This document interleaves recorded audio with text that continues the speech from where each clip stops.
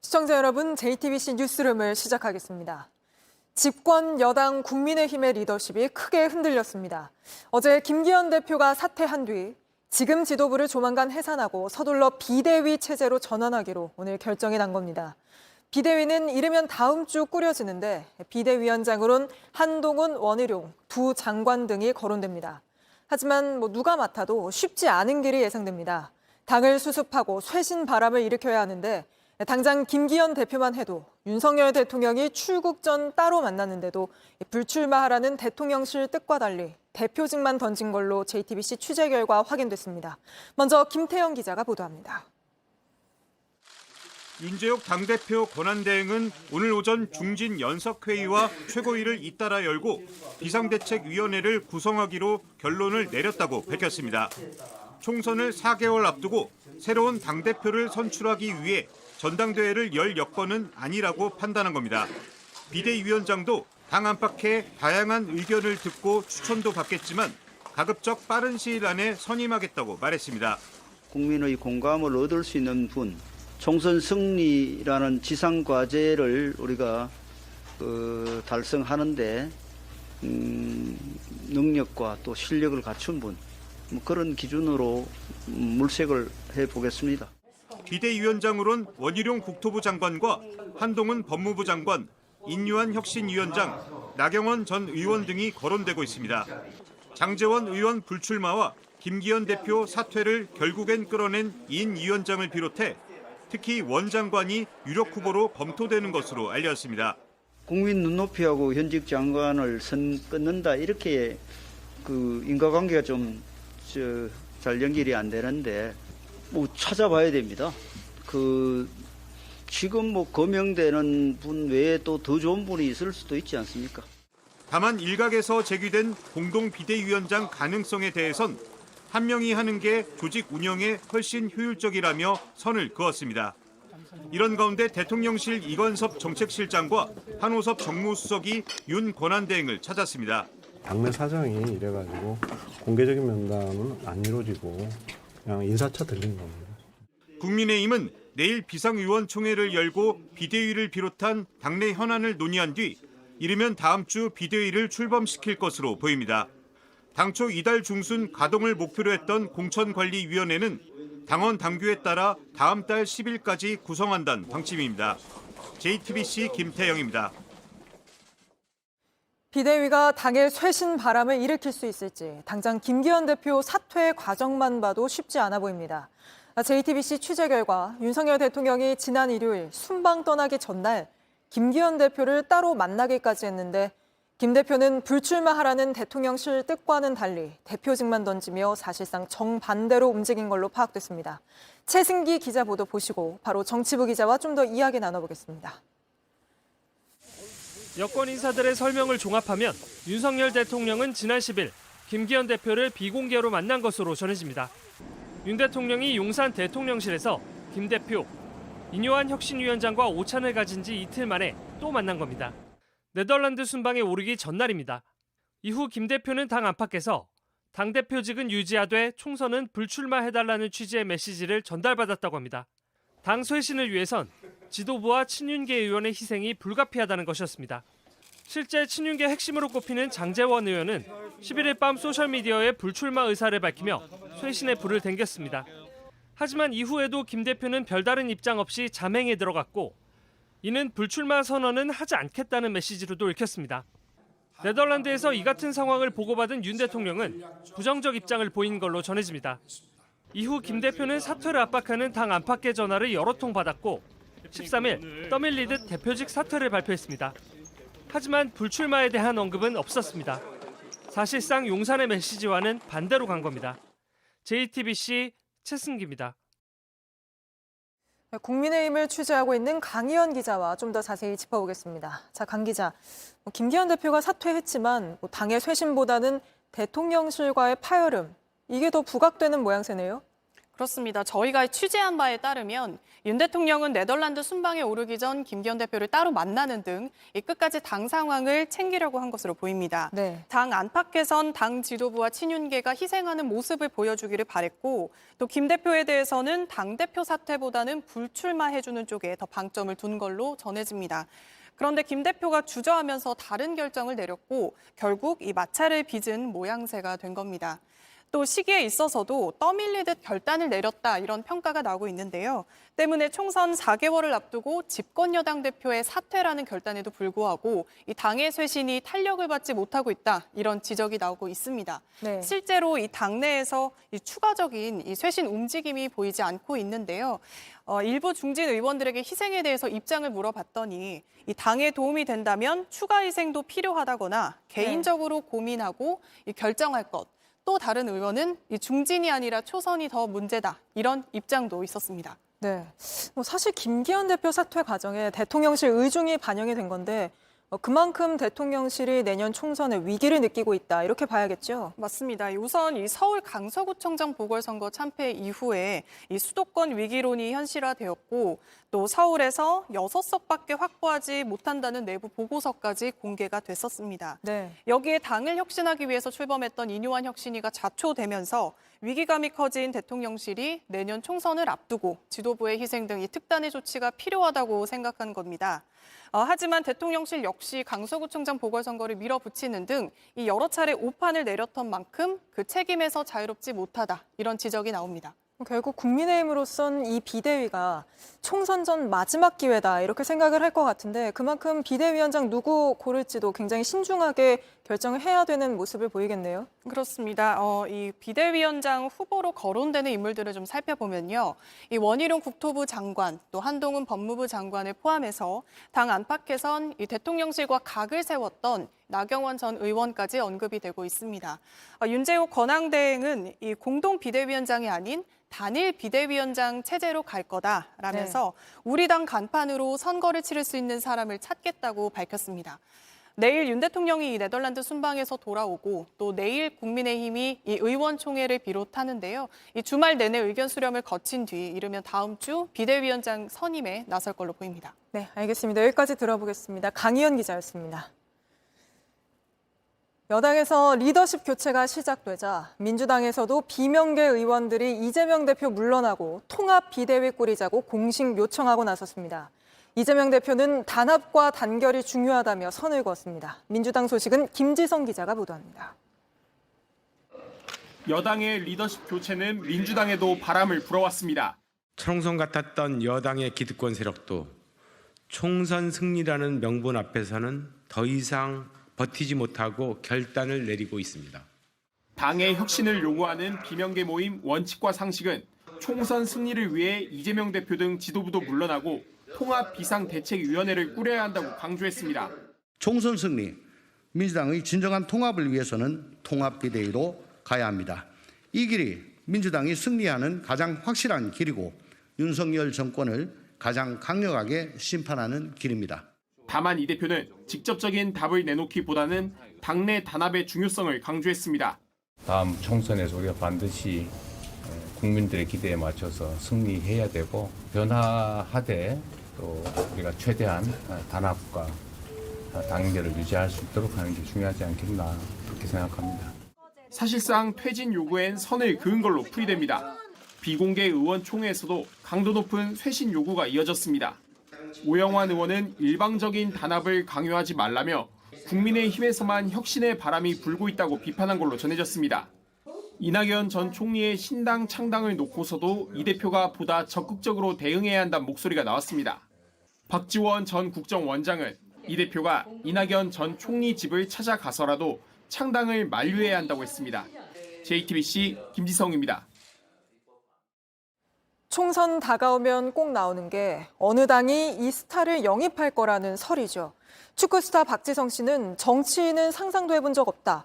앞으로 제 일을 안 해주셨으면 좋겠다며 웃음을 터뜨렸습니다. 홍지용 기자입니다. 축구 유소년들에게 장학금을 주는 날, 박지성은 최근 불쑥 터진 정치권 영입설에 대해 입을 열었습니다. 대답은 웃음으로 대신했습니다. 앞으로 저에게 제의를 안 해줬으면 좋겠습니다. 확실한 선도 그었습니다. 제가 정치인이 된다는 상상을 해본 적도 없었고요. 그런 상상을 할 필요를 전혀 느끼지 못하고 있기 때문에. 박지성은 자신의 생각과 상관없이 총선 후보 영입설에 휘말렸습니다. 최근 국민의힘이 인재 영입 논의 과정에서 자유로운 의견 개진을 하다 박지성의 이름이 나왔고 경기 수원 공천을 검토하고 있다는 보도로 이어졌습니다. 국민의힘은 보도 내용을 부인했고 박지성도 곧바로 반박했습니다.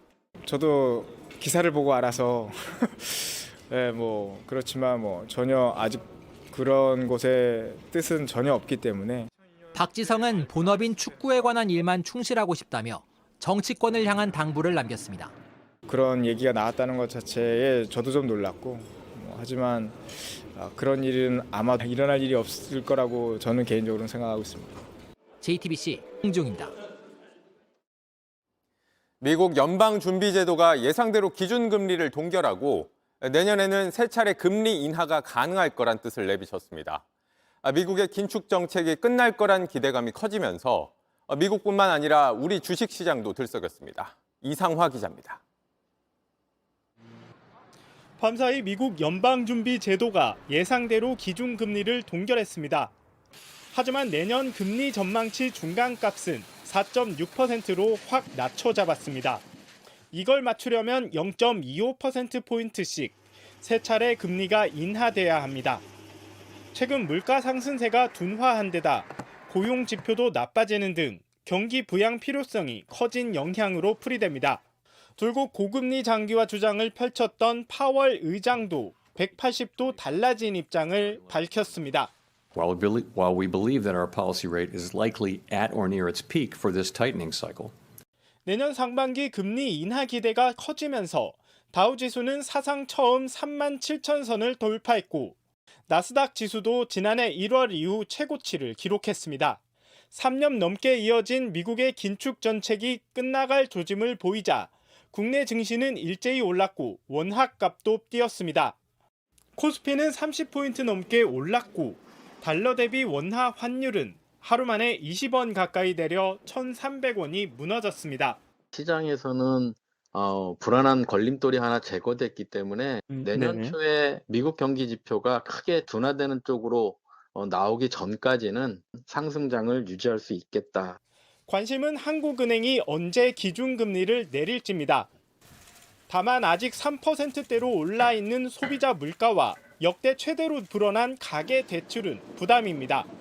연준의 인하 가능성은 내년 2분기가 가장 가능성이 높아요. 우리나라 한국은행도 같이 따라서 금리 인하에 들어갈 걸로 생각이 됩니다. 내년 물가가 예상보다 더디게 내려가면 금리 인하는 내년 하반기에야 가능할 거란 전망도 많습니다. JTBC 이상화입니다. 유독가스에 중독돼 노동자 1명이 숨진 영풍 석포 재련소에서 사고 원인을 밝히기 위한 합동 감식이 이뤄졌습니다. 재련소 측은 유독가스가 나올 이유가 없다고 주장하지만 과거에도 비슷한 중독 사고가 2차례 있었습니다. 윤두열 기자가 취재했습니다. 방독면을 쓰고 보호복을 입은 감식반원, 등엔 산소통을 맸습니다. 비소의 일종인 아르신가스 중독으로 노동자가 숨진 곳 영풍 석포 재련소 안으로 들어갑니다. 위험 요소가 어디에 얼마나 남아있을지 장담할 수 없는 상태입니다. 이런 곳에서 노동자들은 방독 마스크 하나 쓰고 작업했습니다. 가스 경보기는 곁에 없었습니다. 보호장구 없이 그렇게 들어갔지 않습니까? 이거는 살인행위나 다름없고. 합동감식 핵심은 아르신가스가 어디서 발생했는지를 밝히는 겁니다. 지난 9일 숨진 노동자는 아연가루와 화학물질을 섞는 탱크에 달린 모터를 교체한 뒤 중독 증상을 보였습니다. 재련소 측은 이 탱크에 아연 찌꺼기와 중성액만 담겨 있다고 주장하고 있습니다. 회사 설명대로라면 가스가 발생할 수 없는 겁니다. 아르신가스가 생기려면 황산 같은 산성 물질이 섞여야 합니다. 탱크 안에 산성 물질이 들어갔는지, 섞였다면 어떤 이유로 어떻게 들어갔는지 밝혀야 사고 원인을 찾을 수 있습니다. 어떻게 그 사람에 유해한 화학 물질이 생성되었는지 또 어떤 경로로 누출되었는지에 대해서 석포제련소에서 아르신가스 중독 사고가 난 건 처음이 아닙니다. 2017년과 2022년에도 노동자 2명이 중독됐습니다. 미국의 기관이 있는데 이 기관은 이제 창고치보다 두 분 다 이제 200배, 400배 이렇게 다 100배 이상씩 다 높으셨고요. 여러 차례 비슷한 사고가 반복됐는데 제련소가 충분한 안전 조치를 해왔는지도 검증해야 합니다. JTBC 윤두열입니다. 전북 익산에서 일가족 4명이 숨진 채 발견됐습니다. 빚 독촉에 시달리던 남편이 아내와 중학생 아들, 초등학생 딸까지 살해하고 스스로 목숨을 끊은 걸로 보입니다. 정진명 기자입니다. 출입 통제선으로 막아둔 아파트 현관문 틈으로 빨간 킥보드가 보입니다. 이 집에 살던 8살 여자아이가 타던 걸로 보입니다. 아이는 어제 낮 12시쯤 부모 중학생 오빠와 함께 이 집에서 숨진 채 발견됐습니다. 애기도 너무 귀엽고 사모님도 이웃들하고 잘 지내고 너무 충격을 받아가지고 저도. 경찰은 아버지인 43살 이모 씨가 아내와 자녀들을 숨지게 하고 극단적 선택을 한 것으로 보고 있습니다. 외부 침입 흔적이 없었고 1차 부검 결과에서 약물 성분도 검출됐습니다. 이 씨는 자택 근처에서 카페를 운영했지만 경제적 어려움이 컸던 것으로 전해졌습니다. 다른 데에서 약간 빚 같은 거 약간 정산했던 거 그런 것을 발견했어요. 반복되는 자녀 살해, 사회 전반의 인식이 문제라는 지적입니다. 부모의 소유물이라고 생각하는 이런 인식이 개선되어야 될 것 같고요. 남겨진 미성년자 자녀들을 위한 사회적 안전망이 더욱 강화되어야 될 것 같습니다. 한편 지난 8월 경남 김해의 야산에서 10대 자녀 2명을 살해한 50대 아버지가 오늘 징역 30년형을 받았습니다. 법원은 자기 처지에 대한 절망감 때문이었다고 하지만 그런 사정이 범행을 정당화할 수 없다며 중형을 선고했습니다. JTBC 정진명입니다. 샌드위치 가게를 운영하면서 한 푼이라도 더 벌기 위해 직접 배달까지 나섰던 30대 자영업자가 음주운전 차량에 치여 뇌사 상태에 빠졌습니다. 결혼 한 달 만에 이런 사고를 당한 건데 사고를 낸 운전자는 이미 한 차례 음주운전으로 면허가 취소된 상태였습니다. 정영재 기자입니다. 달리던 승용차가 오토바이를 그대로 들이받습니다. 멈추지 않고 그대로 달아납니다. 넘어진 오토바이는 밀려가고 바닥엔 운전자가 쓰던 헬멧이 뒹굽니다. 지난 12일 밤 자정쯤 난 사고입니다. 샌드위치 가게를 운영하는 31살 이모 씨가 배달 갔다 오던 길이었습니다. 이 씨가 타고 있던 오토바이에는 사고 당시 흔적이 그대로 남아 있습니다. 달리던 중에 사고가 나면서 제가 있는 이곳까지 30m가량을 밀려왔습니다. 이 씨는 아내와 함께 작은 가게를 꾸려왔습니다. 밤 11시 41분 마지막 배달 주문이 들어왔고 직접 오토바이를 몰고 나섰습니다. 집에 먼저 들어가 있으라는 남편 말은 마지막이 됐습니다. 배달비를 아끼려고 했던 게 제일 크죠. 여유가 많이 돼서 배달 업체를 쓰면 좋지만 그것도 이제 아끼려고. 이 씨와 아내 결혼한 지 이제 한 달째입니다. 신혼이지만 남편 이 씨는 새벽부터 밤 늦게까지 샌드위치를 만들고 직접 배달 일을 했습니다. 이 씨는 아내와 더 넓은 집에서 살고 싶다는 꿈이 있었습니다. 아내 닮은 아이도 가지고 싶었습니다. 결혼하고서 이제 가정이 생겼으니까 돈도 많이 필요하고 내년에 아기도 준비를 하고 있었던 계획을 하고 있어서 더 한 푼이라도 모으려고. 뺑소니 운전자는 어제 경찰에 붙잡혔습니다. 휴가 나온 20대 군인이었습니다. 혈중 알코올 농도가 0.11%로 만취 상태였던 걸로 조사됐습니다. 과거 음주운전으로 면허 취소 상태였는데 어머니 면허로 공유 차량을 빌려 또 사고를 냈습니다. 술 취해 잡은 운전대는 한 가정의 꿈을 깼습니다. JTBC 정영재입니다. 내일까지 전국에 여름 장맛비 같은 강한 비가 내립니다. 기온이 낮은 강원 산지에는 눈이 내리고 있는데 비와 눈이 그친 뒤에는 강추위가 찾아온다고 합니다. 대설특보가 내려진 강원 고성 산지에 조승현 기자가 나가 있습니다. 자, 조 기자, 현장에 지금도 눈이 많이 오고 있네요. 얼마나 더 내린다고 합니까? 네, 진부령에서 차로 5분 거리에 있는 이 마을에는 오후부터 시작된 눈이 지금까지 이렇게 이어지고 있습니다. 눈발이 점점 굵어지고 있고요. 낮에는 마을 사람들이 나와서 이 길을 치웠습니다. 그런데 날도 어두워지고 또 기온도 떨어지면서 새로 내리는 눈이 빠르게 도로를 뒤덮고 있습니다. 자, 이쪽을 보시면요. 사람이 치우지 않은 이런 집 앞에는 지난번에 내린 눈까지도 고스란히 쌓여 있습니다. 이렇게 직접 들어가 보면 제 발이 이렇게 푹푹 빠질 정도로 양도 상당히 많습니다.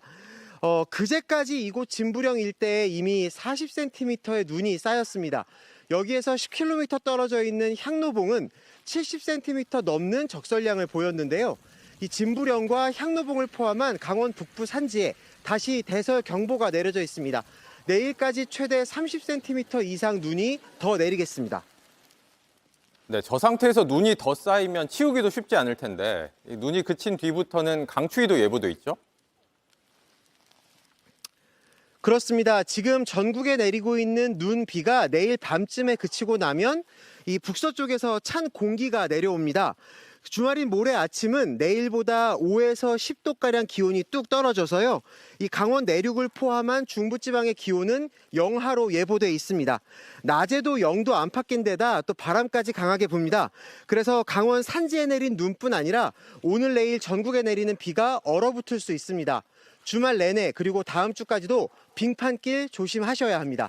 지금까지 강원 고성에서 JTBC 조승현입니다. 전청조 씨가 남현희 씨를 만나고 싶다고 찾아갔다가 스토킹 혐의로 체포되는 영상을 JTBC가 입수했습니다. 전 씨의 과격한 행동은 경찰이 제압할 때까지 멈추지 않았는데 이런 일이 처음이 아닌 걸로 확인됐습니다. 오승열 PD가 보도합니다. 지난 10월 26일 새벽 남현희 감독 모친 집입니다. 문 좀 열어주세요. 너 내 새끼 잡아먹으려고 나타났냐? 내 집에? 어? 내가 재료를 어떻게 집었는데 네가 하루아침에 내가 경고 드렸죠. 지금 하신 행위에 대해서 이러시면 안 되는 거 아니에요? 현, 나 얘기 좀 하게 해도 현, 제발 한 번만. 나 진짜 다시 나눌게 한 번만. 없는 일하느라 지금 현역법 체포하겠습니다. 결국은 선임할 수 있고 분명할 수 있습니다.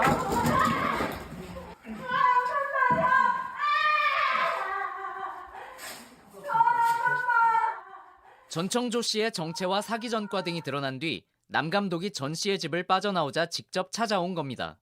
스토킹 혐의로 체포된 전 씨는 조사를 받은 뒤 풀려났다가 사기로 다시 구속됐습니다. 그런데 이 같은 일이 과거에도 있었다는 증언이 나왔습니다.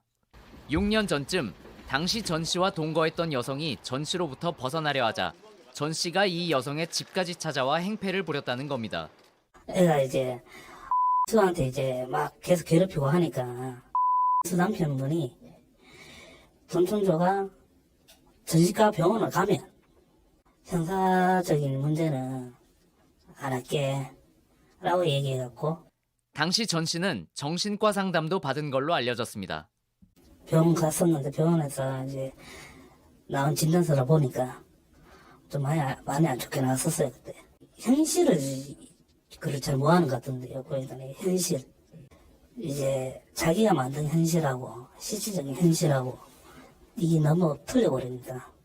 그걸로 해갖고 일단 약물치료를 계속 받는 걸로 하다가 안 되면 이제 이 병원에 입원하는 걸로 그렇게까지 이야기가 됐었는데 지난 4일까지 전 씨로부터 사기를 당한 피해자는 32명, 피해액은 36억 9천여만 원으로 집계되고 있습니다. JTBC 오승열입니다. 경찰이 결국 가수 지드래곤에 대해 마약 투약 혐의 없음으로 결론 내리면서 애초에 무리한 수사였던 거 아니냐는 비판이 일고 있습니다.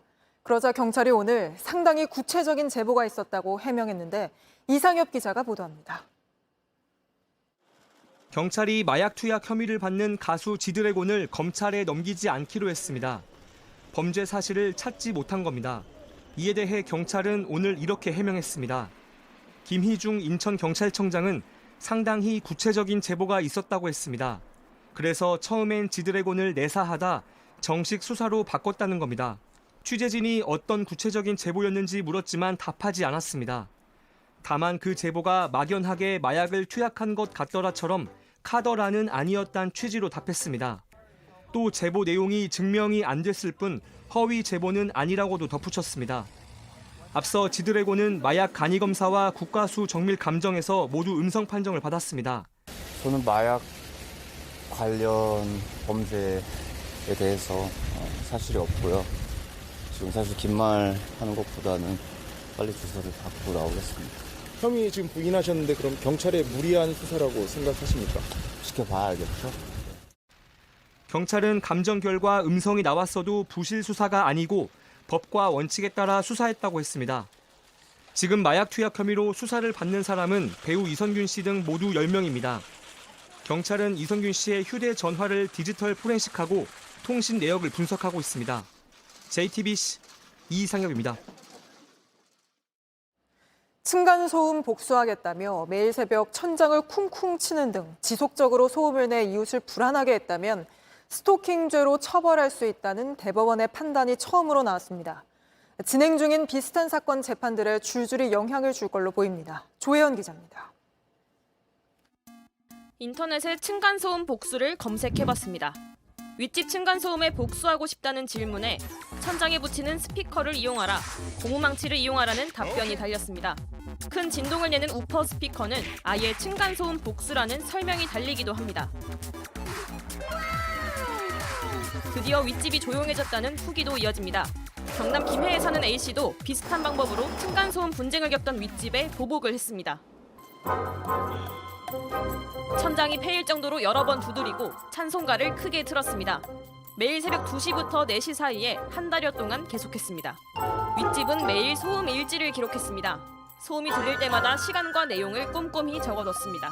법원에서 인정된 횟수만 31번입니다. 당시 출동했던 경찰관의 증언도 실제로 소음이 있었다는 증거가 됐습니다. 대법원은 오늘 A씨의 행위가 스토킹 범죄에 해당한다고 보고 징역 8개월, 집행유예 2년을 선고한 원심 판단을 확정했습니다. 스토킹 처벌법은 상대방에게 불안감과 공포심을 일으키게 하는 행위를 스토킹으로 규정하고 반복될 경우 처벌하고 있습니다. 공포심을 일으킬 수 있는 소음을 지속적으로 발생시키는 경우 스토킹 범죄가 성립한다고 인정한 첫 판결입니다. 과거엔 이런 행위를 경범죄로 보고 벌금 10만 원 정도로 처벌하는 데 그쳤습니다. 스토킹 처벌법 적용으로 3년 이하 징역이나 3천만 원 이하 벌금 등 더 무겁게 처벌할 수 있게 됐습니다. 처벌을 피하기 위해서 평화로운 방법이라는 것은 정말 한계가 있더라고요. 사회적인 시류가 변화됐기 때문에 처벌을 할 수 있다고 충분히 볼 수가 있어요. 이번 판결은 층간소음 복수도 계속 반복되면 스토킹 처벌을 받을 수 있다는 대법원의 첫 판단입니다. 50년 뒤 대한민국은 어떤 모습일지 통계청이 오늘 전망을 발표했는데 예상보다 더 암울합니다. 인구는 3분의 2 토막나 3,600만 명대로 쪼그라들고 그마저도 절반은 63세 이상일 걸로 예측됩니다. 당연히 젊은 세대의 부양 부담도 커질 전망인데 김민 기자가 전합니다. 최근 미국 뉴욕타임스는 한국이 사라지는가란 제목의 칼럼을 실었습니다. 한국 인구가 흑사병이 창궐했던 14세기 유럽보다 빠르게 줄어들 수 있다는 경고입니다. 이런 우려를 뒷받침하는 인구 전망이 나왔습니다.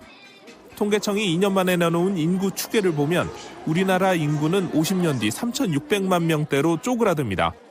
지금의 3분의 2 수준인데 최악의 경우엔 3천만 명 선도 위태롭습니다. 가장 큰 이유는 저출산입니다. 2036년엔 출산율이 1명대를 회복할 전망인데 반등 시점은 2년 전 추계 때보다 뒤로 밀렸습니다. 그러다 보니 고령화는 불가피합니다. 단순하게 줄을 세웠을 때 가운데 있는 나이는 현재 45세에서 50년 후엔 63세로 밀립니다. 그만큼 일할 수 있는 사람이 줄어든다는 뜻인데 실제 50년 후 생산 가능 인구는 지금의 절반에도 못 미치는 1,600만 명에 그칠 걸로 보입니다. 생산 연령 인구 100명이 부양해야 할 인구인 총 부양비는 2022년 40.6명에서 계속 많아져 2072년에는 118.5명까지 증가할 전망입니다. 때문에 인구 피라미드는 배가 불룩한 항아리형에서 부양받아야 하는 인구가 절반을 차지하는 역삼각형이 됩니다. 지난 1960년 삼각형이었던 피라미드가 100년 만에 거꾸로 뒤집히는 겁니다. 한편 외국인의 경우 내년부터 매년 5만 3천 명씩 순유입될 걸로 통계청은 예측했습니다. JTBC 김민입니다. 이런 암울한 전망 속에 군은 앞으로 고도 비만인 사람도 현역으로 군대 가는 방안을 추진합니다. 이렇게 하면 현역병을 최대 8,000명 가까이 늘릴 수 있다는데 김민관 기자가 보도합니다. 그동안 체질량 지수가 35를 넘는 고도 비만은 현역 입대를 하지 않아도 됐습니다. 국방부가 이 기준을 내년부터는 40으로 완화하는 병역 개정안을 입법 예고했습니다. 예를 들어 키 175cm에 몸무게가 108kg을 넘어가면 현역 부적합 판정을 받았지만 앞으로는 몸무게 122kg까지는 현역으로 분류됩니다. 저체중에 따른 체질량 지수 역시 현역 기준을 기존 16에서 15로 약간 낮췄습니다. 인구 감소에 따른 병력 자원 부족 문제가 갈수록 심각해지고 병역의 형평성 문제도 제기되자 군이 마련한 대책입니다. 징집 가능 인구는 올해 25만 명에서 2025년 22만 명, 2037년은 18만 명까지 줄어들 것으로 예상됩니다. 만약 고도 비만 인구가 현역 입대할 경우 현역병은 최대 8,000명 가까이 늘어날 것으로 추정됩니다. 국방부는 고도 비만이라도 임무 수행에는 지장이 없을 것으로 판단했습니다. 국방부 관계자는 2021년부터 체질량 지수가 33을 넘는 비만 인원이 현역 입대했지만 문제가 없었다면서 기준을 완화하더라도 병역 의무 수행이 가능할 것이라고 설명했습니다. 개정안은 입법 예고 기간을 거쳐 국무회의를 통과하면 내년부터 시행될 것으로 보입니다. JTBC 김민관입니다. 다음 이슈 전해드립니다. 학교폭력은 드라마의 단골 소재가 됐습니다. 올 상반기 학교폭력이 얼마나 잔인한지 묘사한 이 드라마를 많은 사람들이 찾아봤죠. 사회적인 관심도 어느 때보다 커졌습니다. 이 시기에 정부가 초중고 학생들 대상으로 실태 조사를 했는데 학교폭력을 당했다는 답변이 1.9%, 6만 명에 가까운데 10년 만에 최대치입니다. 코로나 기간에 따로 떨어져서 지낼 땐 부딪힐 일이 확 줄었습니다. 그런데 다시 한 교실에 모여 지내니 실제 때리고 아프게 하는 식의 신체 폭력이 이렇게 다시 늘어났습니다. 왜 친구를 괴롭히고 때렸냐고 물어보면 가장 많이 나오는 답변은 이렇습니다. 그냥 그랬다, 장난이었다 라고 답한다는 겁니다. 드라마 주인공처럼 학교폭력 피해자 대부분이 제대로 된 사과를 받지 못하고 이게 트라우마로 남게 된다고 합니다. 임예은 기자가 취재했습니다. 고등학생 시절 시원 씨는 1년 가까이 같은 반 친구에게 수차례 폭행을 당했습니다. 20대 중반이 된 지금도 그때의 기억은 선명합니다. 그걸로 인해서 조금 이제 극단적인 선택까지 갔었기 때문에 평생 잊지 못하겠죠? 아마 무덤에 들어갈 때까지. 시원 씨가 바란 건 진심 어린 사과였습니다. 조금 많이 안타까운데 받은 적은 없었습니다. 큰 다른 이유적으로 이제 트라우마가 될 수도 있죠. 학교폭력 피해를 입은 학생 3명 중 1명은 가해 학생의 반성과 사과가 가장 필요하다고 했습니다. 가해 학생에 대한 처벌보다 이걸 더 원한 겁니다. 하지만 현실은 그렇지 않았습니다. 내가 이렇게 하는 행동에 대해서 미안하다고 얘기하지 않으면 어떠한 가해 조치가 내려지더라도 피해 학생 마음은 회복되지 않는 경우들이 많다. 게다가 가해 학생은 같은 반 학생이 절반가량이고 피해는 교실에서 가장 많이 벌어지는 탓에 가해 학생의 시선에서 벗어나기 힘듭니다. 이 때문에 피해자들은 단순한 처벌만으론 심적 고통을 치유할 수 없다고 했습니다. 교육부가 올해 초 학교폭력 대책을 발표했지만 다소 미진하다는 지적이 나옵니다. 피해 학생이 얼마나 회복됐는지 그다음에 이것을 알아볼 수 있는 이런 구체적인 지표가 현재는 없어서 이런 부분들도 어떤 인성이어야 되고 어떤 도덕심을 가져야 되는가 이런 것들을 당연하게 알려줘야 된다고 생각을 해요. 진정한 사과를 할 줄 아는 법, 피해자 상처를 조금은 아물게 할 수 있습니다. JTBC 임예은입니다. 소셜미디어를 통해 마약을 불법 유통해온 마약사범 100명이 무더기로 붙잡혔습니다. 대마보다 10배 넘게 중독성이 강한 신종 마약을 국내로 들여오거나 젤리나 사탕 형태로 만든 마약을 다른 나라에 수출하기도 했습니다. 서효정 기자가 보도합니다. 오징어를 갈라봤더니 흰 가루가 담긴 작은 주머니가 나옵니다. 또 다른 오징어를 쪼개자 그 안에도 똑같은 주머니가 있습니다. 필로폰입니다. 중국 마약 조직은 이런 수법으로 5개월 동안 마약 7kg을 국내로 가져왔습니다. 건조 오징어 법에 하얀 게 있으니까 이게랑 겹쳐서 보이기 때문에 이게 마약인지 특정이 안 된다는 거예요. 지난 4월엔 서울, 강남 등에 사무실을 차려놓고 외국으로 마약을 수출하던 싱가포르인들이 붙잡혔습니다. 젊은 층이 많이 찾는 젤리나 사탕, 전자담배 등으로 바꿔 유통시켰습니다. 국내에서 외국으로 마약을 역으로 유통시킨 조직이 적발된 건 이번이 처음입니다. 러시아 등 중앙아시아 일당은 신종마약 메페드론과 해시시 등을 팔다 적발됐습니다. 특히 해시시는 대마초보다 환각 효과가 10배 넘게 강합니다. 여러 가지 화학 물질을 섞어서 만든 계속 뭐 여가 정화하고 끓이고 뭐 이런 과정을 거쳐서 만드는 걸로 알고. 이렇게 중국인, 싱가포르인 등 외국인 31명을 포함해 경찰이 7개월 동안 붙잡은 마약 사범이 100명, 압수한 마약은 7종류나 됩니다. 경찰은 검거한 100명 가운데 24명을 구속했습니다. JTBC 서유정입니다. 무인 점포만 골라 계산대를 부수고 현금을 훔친 일당이 경찰에 붙잡혔는데 모두 중학생이었습니다.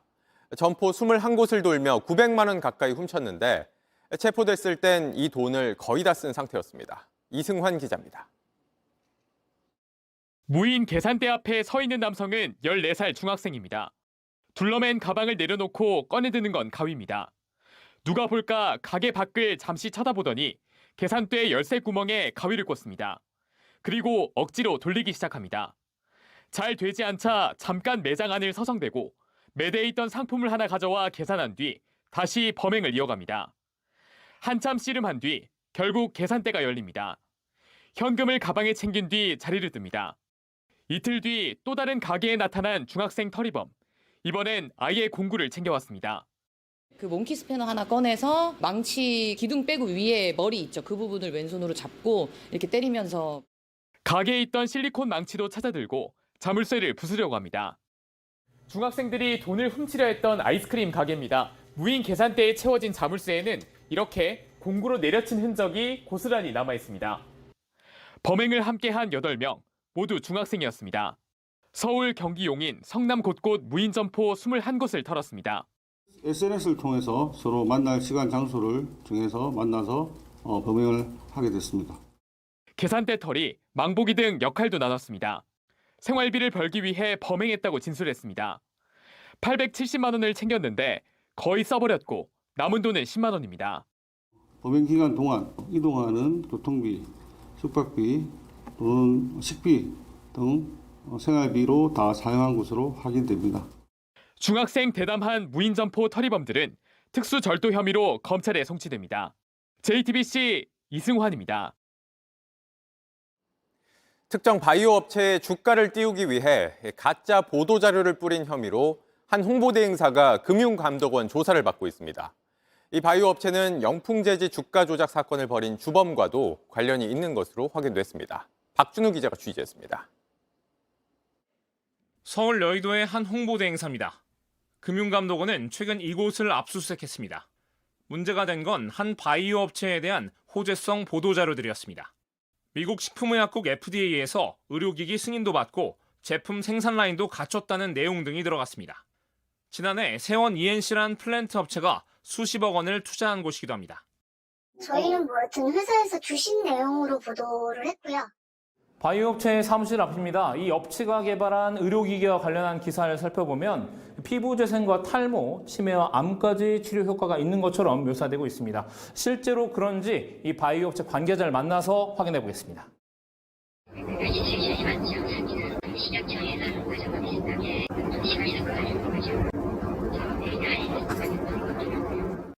임상을 거쳐 치료 효과를 입증해야 하는 승인이 아니라 단순한 등록이었던 겁니다. 바이오 업체에 원천 기술을 넘긴 교수도 기사가 틀린 내용이라 정정을 요청했었다고 밝혔습니다. 금감원은 세원 ENC의 주가를 띄우기 위해 의도적으로 이런 자료를 낸 걸로 판단하고 있습니다. 실제로 보도가 나올 무렵인 지난해 7월부터 9월 사이 주가는 2배 넘게 오르기도 했습니다. 금감원은 세원 ENC의 실소유주이자 기업 사냥꾼으로 통하는 양모 씨가 주가 조작의 배후에 있는 걸로 보고 있습니다. 특히 양 씨는 영풍제지 주가 조작 주범인 이모 씨가 영풍제지를 인수할 때 세원 ENC 회사 돈으로 70억 원을 빌려주기도 했습니다. 저희는 이제 간단한 공천 같은 거 드릴 건 없습니다. 현재 세원이엔씨는 감사 의견 거절 판정을 받고 지난 4월부터 거래가 정지돼 있습니다. JTBC 박준호입니다. 충북 청주의 한 아파트에서 사흘째 흙탕물이 나와서 2,400세대 주민들이 불편을 겪고 있습니다. 당장 쓸 수 있는 물이 없어 살수차를 부르고 생수를 써야 하는 상황입니다. 이혜선 기자입니다. 물을 틀자 하얗던 수도꼭지 필터가 순식간에 갈색으로 변합니다. 흙탕물입니다. 샤워기를 틀어도 부엌 싱크대 물을 틀어도 흙탕물이 나옵니다. 그래서 내가 물을 사용하게 되면은 또 어디서 흙탕물이 유입이 되는 거예요. 지금도 그냥 쓰던 여기서 못 사용하고 있으니까. 청주시 오송읍의 이 아파트에서 흙탕물이 나오기 시작한 건 그제 오후 5시부터입니다. 청주시는 물이 새는 상수관을 고치다 이물질이 정화조로 흘러들어갔다고 설명했습니다. 누수 보수 작업은 1시간 만에 완료됐지만 흙탕물은 이틀이 넘은 지금까지도 못 빼내고 있습니다. 당장 쓸 물이 없다는 불만에 청주시는 살수차를 부르고 생수를 제공했습니다. 물통이나 페트병이 있으신 세대는 통을 가져오시면 물을 채워드립니다. 물을 빼는 작업은 마무리 단계라고 하지만 수도를 언제부터 다시 쓸 수 있을지는 확실치 않습니다. JTBC 이혜선입니다. 트럼프 전 대통령이 다음 대선에서 승리하면 북한의 핵 보유를 사실상 허용하는 방안을 추진할 거란 미국 언론 보도가 나왔습니다. 그동안의 대북 정책을 뒤집는 내용인데 트럼프 전 대통령은 가짜 뉴스라며 부인했지만 여러 관측이 나오고 있습니다. 백민경 기자입니다. 트럼프 전 대통령이 재집권 시 북한의 핵 보유를 용인하는 방안을 구상하고 있다는 외신 보도가 나왔습니다. 북한의 핵 동결 약속을 받아내는 대신 체제 유지를 위한 경제적 지원을 검토하고 있다는 겁니다. 트럼프 전 대통령은 해당 보도를 가짜 뉴스라고 부인했습니다. 혼란을 초래하려는 민주당 공작원들의 소행이라는 겁니다. 단 하나 정확한 건 자신이 김정은 북한 국무위원장과 잘 지낸다는 것뿐이라고 꼬집기도 했습니다. 실제로 전문가들은 북핵 용인은 실현 가능성이 낮은 시나리오라는 평가를 내놨습니다. 일시적인 동결 상태 같은 것은 비핵화 과정에서 예상할 수 있는 거죠. 그런데 북한도 핵을 가져야 된다. 너 핵무기의 존재를 내가 인정해 줄게. 이런 거는 NPT라는 체제 하에서 해줄 수가 없는 거예요. 북핵을 인정하는 순간 우리나라를 비롯한 동북아의 핵 도미노 현상도 막을 수 없게 된다는 겁니다. 다만 트럼프 전 대통령이 집권 일기에 보여줬던 파격적인 대북 행보를 되새겨봐야 한다는 분석도 나옵니다. 북핵 용인까지는 아니겠지만 이른바 하노이 노딜의 불씨를 살려 빅딜에 나설 가능성이 있다는 겁니다. 탑다운 방식에 의해 가지고 뭔가 북핵 문제를 풀겠다. 하노이 여기서는 비록 그 합의가 불발됐지만 나름대로 북한과 대화를 통해서 문제를 해결했다는 틀은 유지하고 있다. 바이든 행정부 아래서 꽁꽁 얼어붙었던 북미 관계. He won't even talk to him. North Korea won't talk to him, but he likes me. He likes me. 트럼프 전 대통령이 재집권한다면 다시 대화의 물꼬가 트일 가능성이 커 보입니다. JTBC 백민경입니다. 네, 다음은 문화계의 소식입니다. 피아니스트 임윤찬부터 미디어 아트 백남준까지 예술가들의 삶과 예술 세계를 담아낸 영화가 잇따라 관객들과 만납니다. 조소희 기자가 보도합니다. 연주를 함께한 지휘자가 눈가를 훔칩니다. 옆에 있는 임윤찬을 다정하게 안아주고 놀랍다는 듯 고개를 절레절레 흔듭니다. 영화는 지난해 방클라이번 콩쿠르 속 임윤찬의 처음과 끝을 함께합니다. 애초엔 콩쿠르의 모든 것을 담으려 기획했지만 방향을 바꿔 18 연주자의 모든 것에 몰입했습니다. 음악이 이 세상에서 가장 아름답다고 생각하기 때문에 그런 어려운 일도 저는 음악과의 사명이라고. 어린 시절 동네 상가 피아노 학원에서 건반을 두드리며 너무 평범하게 시작한 음악 인생. 영화는 임윤찬이 어떻게 피아노 콩쿠르에서 우승했는지 순간순간을 포착했습니다. 당시 대회 결승에 앞서 음악은 몇 안 되는 세상의 진짜라 얘기했는데 영화에선 임윤찬의 진짜 콩쿠르 이야기가 펼쳐집니다. 브라운관을 부수기도 깨기도 했던 괴짜 예술가는 21세기 유튜버의 출연을 미리 내다봤을지 모릅니다. 처음 본 TV 브라운관이 세계 어디서든 빛나는 달로 봤다는 백남주는 어떤 틀을 파괴하지 않으면 예술은 더 나아갈 수 없다고 얘기합니다. will repeat itself if we don't plan the future carefully. 자료 수집을 거쳐 5년을 준비한 영화는 유쾌하고 비장하고 때로는 심오했던 백남준의 74년 일생을 따라갑니다. JTBC 조소입니다. His father, Jung Baum-lee, as a superstar, his name was Son of the Wind. And so when his son, Jung-hoo Lee, began playing baseball, his nickname became Grandson of the Wind. Now, 미국에선 이정후가 누구인지 궁금증이 가득합니다. 샌프란시스코와 6년간 1,500억 원 계약한다는 사실이 알려지면서 야구 선수로 잘하는 점, 못하는 점, 나아가 별명의 배경까지 알려주고 있습니다. 계약 규모에 걸맞은 성적을 낼 수 있을지를 두고 갖가지 예상도 쏟아집니다. 미국 야구 통계 웹사이트인 팬그래프닷컴은 다음 시즌 이정후의 예상 성적을 2할 9푼 1리로 예상하면서 안타 130여 개, 홈런은 10개 정도를 기록할 것이라 내다봤습니다. 이정후의 실력을 인정하면서도 냉정한 평가를 내놓는 전문가도 있습니다. 힘을 내세우는 홈런 타자가 아닌 출루율에 기반한 교타자가 1억 달러 이상을 받았기 때문입니다. Remember Kim when he came over to San Diego? Yeah. He was hitting 30 homers in Korea, winning Gold Gloves. We've watched him pick it. Yeah, he could pick. But the bat has not translated to 30 homer power. 시속 160km를 넘나드는 미국 투수들의 빠른 공에 적응하느냐가 중요하다며 이정후를 향한 관전 포인트를 제시하기도 합니다. 우리 프로야구를 미국의 더블A나 트리플A 수준으로 평가하며 유일한 약점은 구속이 한참 느린 투수를 상대한 한국 출신이라고 지적했습니다. Eric Fetty's a guy, unfortunately couldn't pitch well enough here in the majors, goes to Korea, dominates, and then gets a 2-year, $15 million contract. So to your point, I'm skeptical of that quality of play translating to the majors. 이정후는 내일 신체 검사를 통과하면 샌프란시스코와 정식 계약에 서명할 것으로 보입니다. JTBC 온누리입니다.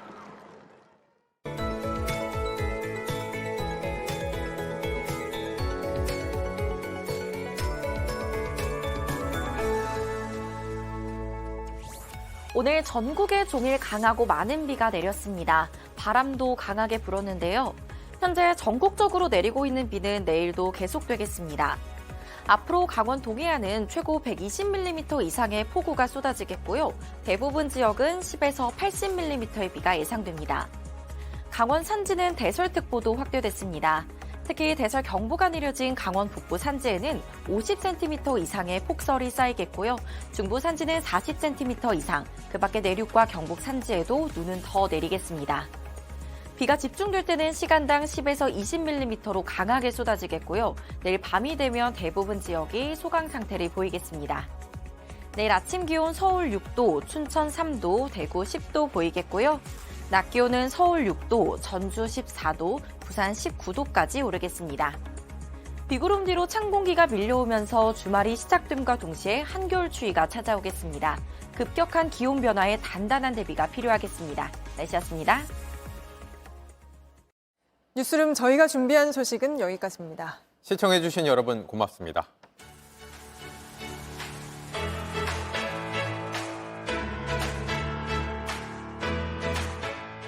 안녕하세요. 뉴스룸 앵커 한민용입니다. 오늘도 JTBC 뉴스룸을 시청해주신 여러분 고맙습니다. 오늘 저녁에도 뉴스의 현장에서 찾아뵙겠습니다.